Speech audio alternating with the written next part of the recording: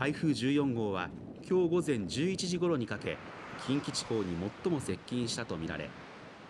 淡路島では波が道路に乗り上げた影響で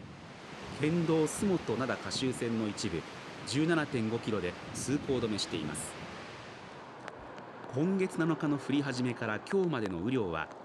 洲本市で 188.5 ミリ、西宮市で 115.5 ミリとなっていて、気象台は地盤の緩んでいるところや高波、河川の増水に警戒するよう呼びかけています。